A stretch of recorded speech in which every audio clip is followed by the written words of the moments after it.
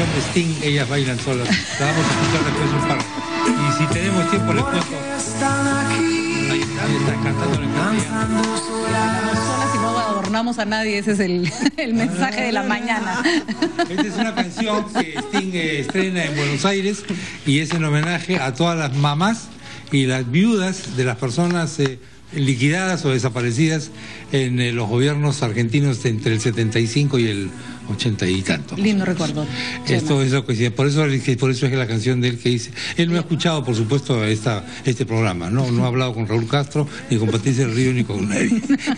La canción es un poquito anterior. Porque además nos recuerda las múltiples formas de violencia que hay contra la mujer, ¿no? Las múltiples formas. Estamos con el señor Gabriel Quijandría, viceministro de Desarrollo Estratégico de los Recursos Naturales y director de la COP20. Tiene en sus manos uno de los eventos más importantes sobre cambio climático en el mundo, que por supuesto se van a dar en nuestro país. Gabriel, ¿cómo estás? Gracias por acompañarnos. No, gracias a ustedes por la invitación. Bueno, cuéntanos un poco los preparativos para esta COP20. ¿Qué cosa? Porque muchas personas creen que cuando arranca la COP20 arrancan los eventos, las discusiones, y sin embargo de esto se viene básicamente entre una COP y otra no se para de trabajar, ¿no es cierto? Claro, en realidad, o sea, el trabajo es constante entre COP y COP. Esta es la Conferencia de Naciones Unidas que mantiene la sucesión de COPs más frecuentes. Las otras convenciones tienen reuniones cada 2 años. Esta tiene reuniones cada año por la importancia y la trascendencia del tema. Y como señala su Patricia, o sea, esto no se detiene, esto se mantiene, termina una COP y hay todo un trabajo que incluye pues una serie de negociaciones y procesos, visitas y viajes y participación en eventos de discusión formales e informales entre la COP que termina y la COP que sigue. O sea, el trabajo es en términos de la negociación y en términos de la producción del documento o del insumo que se discute ya cuando arranca la COP es permanente. En París, debo decir, están nerviosísimos sobre lo que qué acuerdos se logren en Lima, porque siempre es como un escalón anterior, ¿no es cierto? O sea, la COP anterior le va mal, la siguiente tiene el trabajo mucho más difícil, ¿no? Exacto, y en este caso, en esta coyuntura específica, o sea, París es la revancha de Copenhague, es el intento de poder tener el acuerdo que no pudimos tener en Copenhague. ¿Por qué no se pudo tener? Dicen algunos que porque los objetivos eran de pronto en ese momento muy ambiciosos, pero se tiene que ser ambicioso porque el cambio climático ya llegó, nos está afectando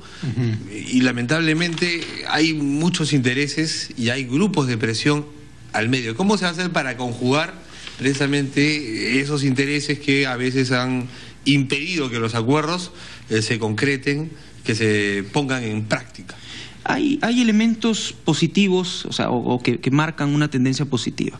El último informe o el 5º informe del panel intergubernamental de cambio climático no deja dudas acerca de la existencia del problema, acerca de la causa humana del problema de cambio climático, ya a un nivel de certeza que no puede ser discutido y no puede ser negado.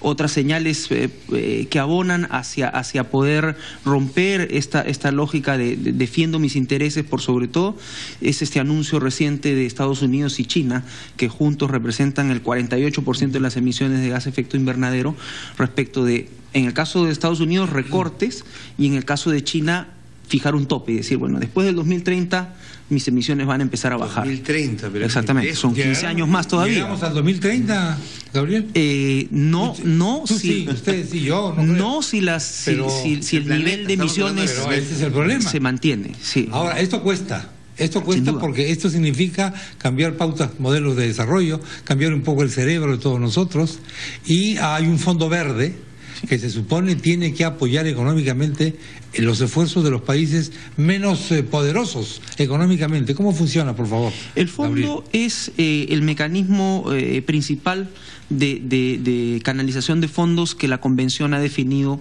en un acuerdo al cual se llegó. Se empezó a discutir en Cancún, se concretó en Durban en la COP17, y este año se concreta a partir de la primera capitalización. El Fondo Verde está orientado a financiar la transición que los países en vías de desarrollo tienen que hacer hacia economías bajas en carbono o economías que se adaptan al cambio climático. Se supone que a partir del año 2020 el fondo debería, de acuerdo a lo que se acordó, valga la redundancia, a partir del 2020 estar canalizando 100.000 millones de dólares anuales. Exactamente. Estamos lejos todavía. La semana pasada ha habido el evento de capitalización inicial y estamos en 10.000. ¿En 10.000? Sí. Y si necesitamos... Y necesitamos 100.000 anuales a partir del 2020. O sea, estamos en una décima parte. Exacto. ¿De dónde? ¿Quién la pone y quién no la pone ahí? Hasta ahora los países, o sea, el grueso de las contribuciones han sido puestos por países desarrollados. Estados Unidos puso 3.000 millones, Japón ha puesto 1.500 millones de dólares, Alemania 1.000, Francia 1.000, hay otros países desarrollados, hay algunos países en vías de desarrollo que han hecho contribuciones no tan significativas, pero bastante simbólicas en términos de decir, bueno, yo también estoy dispuesto a poner. México ha puesto 10 millones de dólares. Nosotros como país estamos evaluando la posibilidad de hacer un aporte al Fondo Verde, no en la escala de 1.000 millones, cosa que no podemos pagar, pero sí algo que mande un mensaje a países desarrollados o a países en vías de desarrollo que están en mejores condiciones económicas que nosotros, de decir, bueno, acá el problema es de una escala que si no estamos todos involucrados, esto no, Brasil, por ejemplo, se soluciona. ¿Brasil ha puesto algo? No, todavía algo. No, y todavía no dan señales de que vayan a poner. Eso es. Bueno, y a pesar el tamaño de Brasil es un país enorme. Claro, deberían. Pero bueno, hay una responsabilidad. Si nosotros analizamos lo que es la deforestación de la Amazonía brasileña con otras, Brasil va a la vanguardia en materia de deforestación, creo. Brasil ha tenido un proceso bastante exitoso de reducción que durante el último año se ha revertido, lamentablemente. Se ha vuelto a crecer la tasa de deforestación después de casi 10 años en la cual estuvieron controlándola y reduciéndola. Pero después de años de terrible depredación. Hasta convertir a Brasil en un país exportador de zapatos, Dios mío. ¿A dónde vamos a llegar? Y de vacas, y de estos animales amazónicos. Yo tengo una vaca esta semana. Tengo esta obsesión porque normalmente, popularmente, se representa a la vaca, a la leche y a la carne como una bendición natural. Y no están así. Hay otras fuentes proteicas, ¿no? Como sabemos, no están así. Y la huella de carbono de un churrasco es bien brava. Por ahí de pronto viene la cosa, porque los nutricionistas siempre han dicho, o sea, de todas maneras, proteínas de carne animal es básica para el crecimiento de las personas. Claro que sí. Pero bueno, ¿cómo conciliar, por ejemplo, el compromiso de China que dice en 15 años yo voy a empezar a reducir emisiones?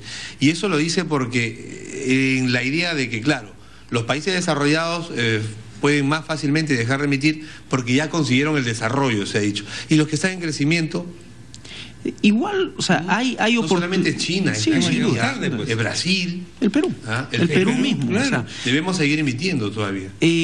Obviamente, o sea, lo que va a ocurrir es que los países en vías de desarrollo van a seguir teniendo, en muchos casos, trayectorias de emisión todavía crecientes. O sea, tienen que hacerlo. Lo que sí hay que aprovechar o empezar a leer como beneficios son las oportunidades que están vinculadas a hacer que ese crecimiento que se tiene que mantener ocurra de manera cada vez más sostenible. ¿Cómo hago para introducir energías renovables de manera más masiva en la matriz? ¿Cómo hago para avanzar en un proceso de mejora de la eficiencia energética en la industria? ¿Cómo hago para desarrollar la industria forestal en un país con el potencial que tiene Perú? Bueno, de todo esto vamos a conversar durante los próximos días y durante el desarrollo de la COP también. Así que van a ser temas que yo creo que son importantes para que el público sepa que esto implica también una actitud personal. Sí, sin duda. No solo una cosa de los gurúes de las Naciones Unidas o cosas así.